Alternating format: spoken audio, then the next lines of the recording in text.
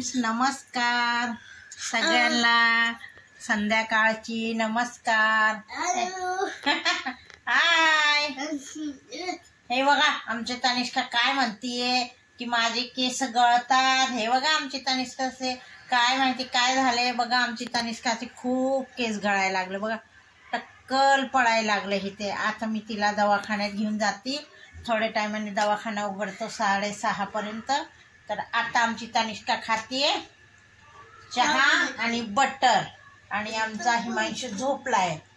त्याला तर काय म्हणा इतकी झोप लागतीये, त्याची तर झोपच आवरत नाही.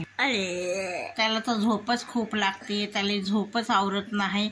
आपलं कितीही काम पडू दे, किती काय, आणि परीक्षा आली जवळ मला टेन्शन येते, पण तो अभ्यास करत नाही.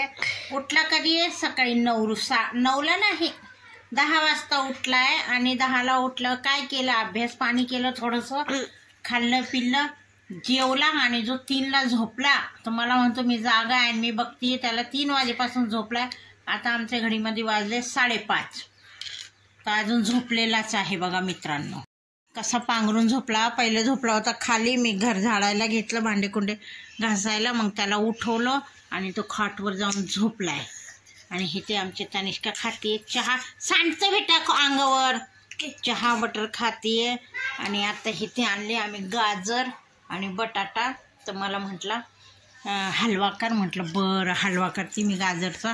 तर मित्रांनो आता मी जाणार आहे मंदिरात. मला मंदिरात जायचे. 5 वाजून गेले, संध्याकाळ होऊन जाते. हे बघा मंदिरात जायची तयारी चालू आहे. हे कनेरचे फूल काय ग, हा खाऊन घे ना, मी खाऊ घालते.